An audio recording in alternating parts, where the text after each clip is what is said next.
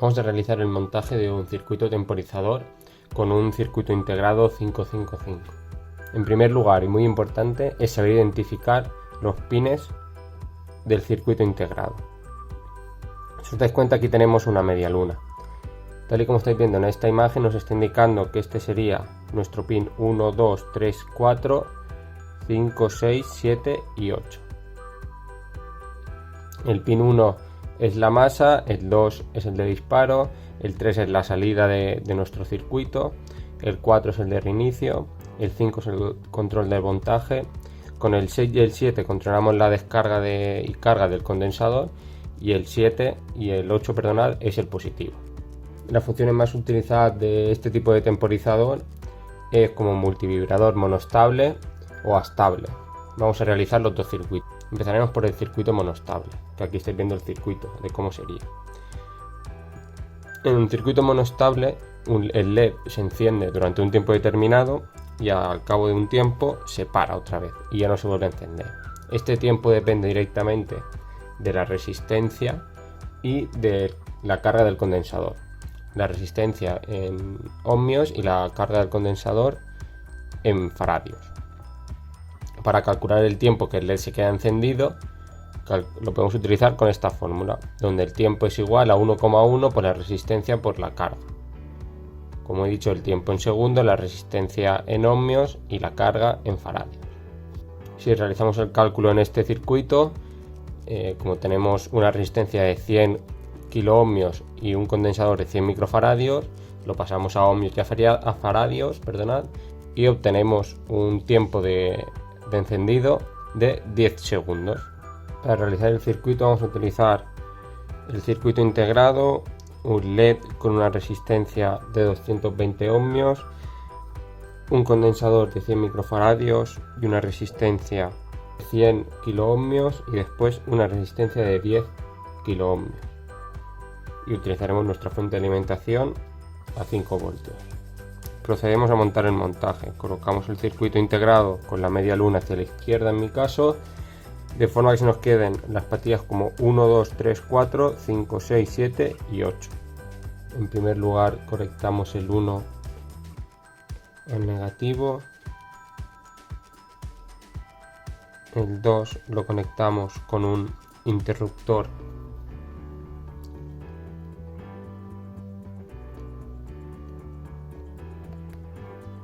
y a través de una resistencia de 10 kiloohmios al positivo, y lo cerramos al negativo con el interruptor.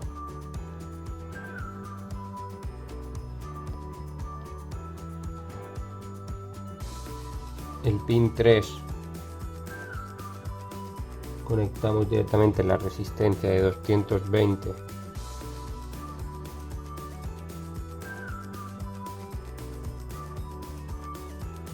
con el LED. El pin 5 no lo conectamos, el 6 y el 7 los conmutamos y sacamos el condensador. Acordaros siempre la patilla más larga, la positiva, hasta negativo,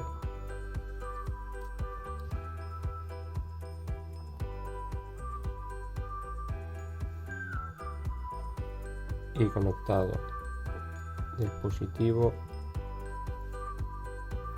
al positivo del condensador. Conectamos el terminal 8 al positivo y el terminal 4 también al positivo.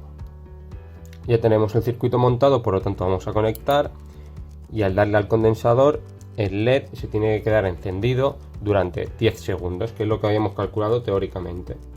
Vamos a comprobarlo con un cronómetro. El LED ahora se ha encendido y cuando tengamos 10 segundos el LED se debe apagar automáticamente.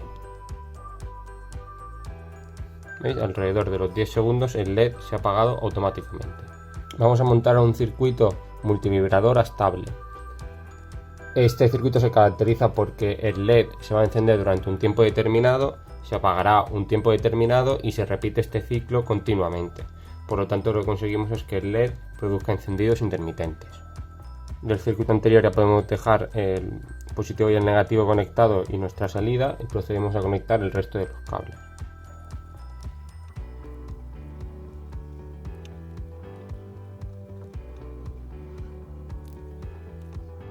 Una vez tenemos el circuito montado, alimentamos el circuito y vemos como el LED se enciende y se apaga automáticamente. Al igual que antes, calculábamos el tiempo que se quedaba el LED encendido, y en un circuito estable podemos calcular la frecuencia con la que se enciende el LED. En este caso tenemos que utilizar la fórmula que estáis viendo aquí, que es 1,44 partido la resistencia 1 más 2 por la resistencia 2 por la carga del condensador. Al igual que antes, la resistencia las tenemos que colocar en ohmios y la carga en farad. Si realizamos la sustitución y operamos, obtendríamos una frecuencia de 0,48 Hz. Esto lo podemos comprobar de forma práctica. Para ello nos ayudamos de un cronómetro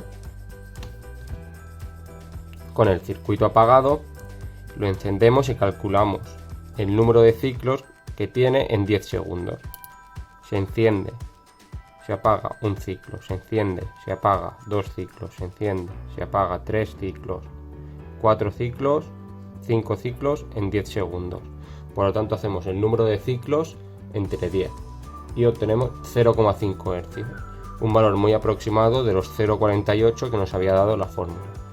Si cambiamos el condensador de 100 microfaradios por uno de 50 microfaradios, estaremos variando la frecuencia.